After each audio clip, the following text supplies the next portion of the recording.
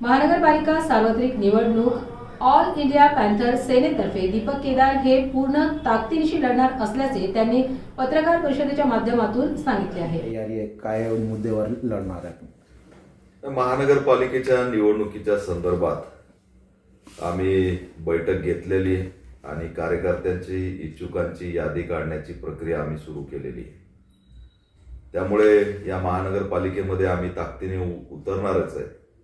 परंतु चिंतेची बाब अशी की ही प्रभाग पद्धत लढणाऱ्या कार्यकर्त्यांसाठी धोकादायक आहे आणि काही षडयंत्राच्या माध्यमातून प्रस्थापितांसाठीची ही प्रभाग पद्धती राबवली गेली आहे आणि हे गंभीर आहे.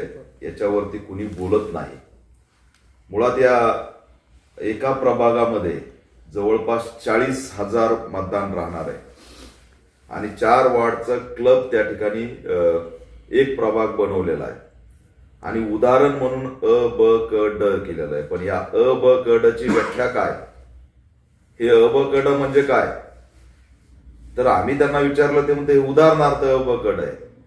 म्हणजे तो उदाहरणार्थ कुठला नगरसेवक असणार आहे? त्याच्या प्रभागामधला ड मधला कोणत्या भागाचा तो नगरसेवक असणार आहे, क मधला कोणता असणार आहे, ब मधला कोणता असणार आहे, अ मधला कोणता असणार आहे, हा प्रश्न या ठिकाणी निर्माण झालेला आहे. पण जर याच्याकडे पॅनल नसेल, रात्रंदिवस समाजासाठी लढणारा एखादा कार्यकर्ता असेल आणि त्याच्याकडे तीच प्रॉपर्टी असेल, माझं काम, त्यांनी निवडणूक लढायची नाही का? म्हणजे भांडवलदार आणि प्रस्थापितांनी पक्षांचं चिन्ह असणाऱ्यांनीच ही निवडणूक लढवायची का? हा असणारा प्रश्न महानगरपालिकेच्या निवडणुकीत निर्माण झालेला आहे. त्याच्यामुळं आमच्यासारख्या छोट्या मोठ्या लढणाऱ्या संघटना असतील, पक्ष असतील, लढाऊ कार्यकर्ते असतील, यांच्यासाठी ही निवडणूक घातक आहे आणि लढणारे कार्यकर्ते हे नगरसेवक होऊ नयेत अशा पद्धतीचं एकंदरीत प्रस्थापितांचं हे षडयंत्र आहे. आम्ही इथल्या आयुक्तांना विचारतोय, तुम्ही ड्रॉ काढला, प्रभाग पद्धती जाहीर केली, पण याचं उत्तर द्या की जर एक नगरसेवक उभा राहिला, त्याच्याकडे पॅनल नाही, तर त्यांनी मतदान 40,000 लोकात मागायचं. तो त्याच्या विभागापुरतं 10,000 लोकांचं नेतृत्व करतोय अनेक वर्षांपासून की कधीतरी ही निवडणूक लागेल आणि मी माझ्या वार्डातून नगरसेवक होईल. आज तुम्ही त्याला म्हणताय मतं मागायला 40,000 लोकात जा. तो 40,000 लोकात जाणार कसा? त्याच्याकडे ती यंत्रणा येणार कुठून? आणि त्यांनी नगरसेवक व्हायचं कुठलं, याचं उत्तर द्यायला कोणी तयार नाही.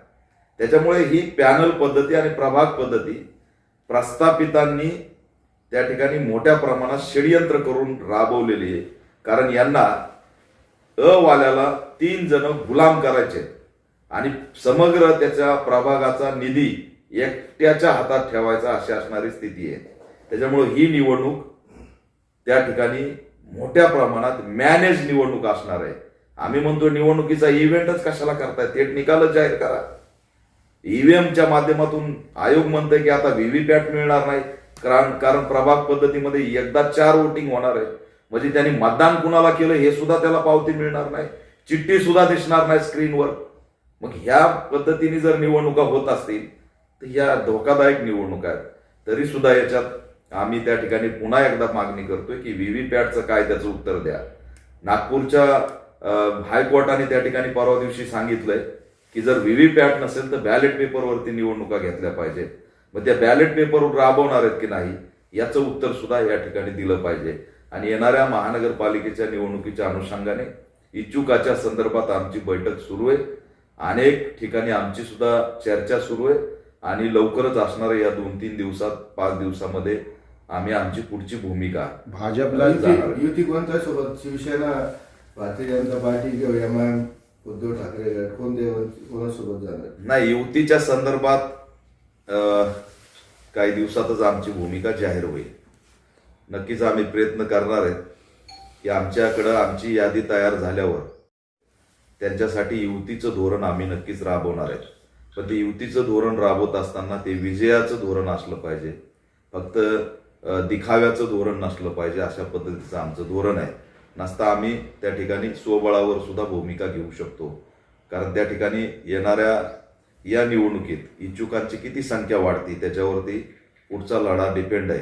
आणि म्हणून विश्वासातले ज्यांनी संघटनेसाठी चळवळीसाठी काम केलंय, समाजासाठी काम केलंय, त्यांना कसं सभागृहात पाठवता येईल अशा पद्धतीची एक निर्णायक युती नक्कीच आम्ही करण्याचा प्रयत्न करतोय.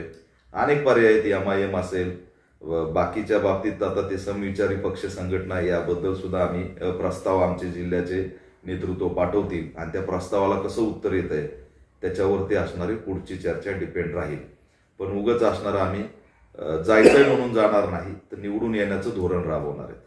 नांदेडमध्ये वंचित जे आहे त्या काँग्रेससोबत गेलेली आहे आणि त्याचे जे प्रमुख आहे काँग्रेसचे त्यांनी सांगितलं की आम्हाला कोणतेही समविचारी जे माणूस आहे ते चालतील. काय म्हणायचं? नाही, तो त्यांच्या पक्षाचा अजेंडा आहे, त्याच्याबद्दल नाही, आपण काय आपण जाणार आहे का? त्यांनी निमंत्रण दिलं किंवा आपण त्यांना अप्रोच करा? कोणी निमंत्रण दिलं? काँग्रेसवाल्यांनी. नाही, काँग्रेसवाल्यांनी निमंत्रण दिलं तर चर्चा करू, पण त्यांचं काय आम्हाला निमंत्रण आलेलं नाही. निमंत्रण पाठवायची काँग्रेसची काही पद्धत नाही, त्यांचा इगो काही गेलेला नाही. इगो जर राहिला नसता तर महाराष्ट्रात हे सरकारच आलं नसतं. त्याच्यामुळं लढणाऱ्याची क्षमता त्यांनी ओळखली पाहिजे, असं त्यांना सुद्धा या माध्यमातून मी आव्हान करतो. वंचित सोबत व त्या संदर्भात येणाऱ्या काळात भूमिका जाहीर होते. तर काय मुद्दे असणार तुमची महानगरपालिका? महानगरपालिकेमध्ये विकास नाहीये, झोपडपट्ट्यांचा स्मार्ट सिटी होत नाही, ठराविक एरियामध्येच विकास दिसतो. नव्याने जे निर्माण झालेले विभाग आहेत, इकडले हिनानगर असेल, सावित्रीनगर असेल, असे बरेचसे विभाग पसरलेले आहेत दलित आणि मुस्लिमांचे. तिथंच आता सुद्धा ड्रेनेज नाही, रस्ते नाहीत, पाणी नाही, लोकांचं जनजीवन विस्कळीत आहे. त्याच्यामुळे या प्रश्नांची जाणीव असणारे लोक सभागृहात गेले पाहिजेत, ही आमची भूमिका आहे. या येणाऱ्या मधल्या काळात जातीय आणि धार्मिक द्वेषातून पाडापाडी करण्यात आली, धार्मिक उन्मादाच्या माध्यमातून हिंदू मुस्लिम कशा दंगली होतील, दलितांच्या आणि मुस्लिमांचे कसे भांडणं लागतील, अशा पद्धतीचे ज्यांनी ज्यांनी षडयंत्र केलेत त्यांना आम्ही या निवडणुकीत एक्सपोज करणार आहे. आयुक्त म्हणतायत का आपला सिटी जे आहे स्मार्ट सिटी बनवणार आहेत, मनपा आयुक्त असतील किंवा पोलीस आयुक्त असतील. स्मार्ट सिटी दिसते ना. आपण बघत आहात की आपल्या शहरामध्ये एका महिन्यामध्ये 5 मर्डर झालेले आहेत आणि जास्तीत जास्त मर्डर म्हणजे नशेचे म्हणजे घेऊन गोळ्या घेऊन काय बटन म्हणतात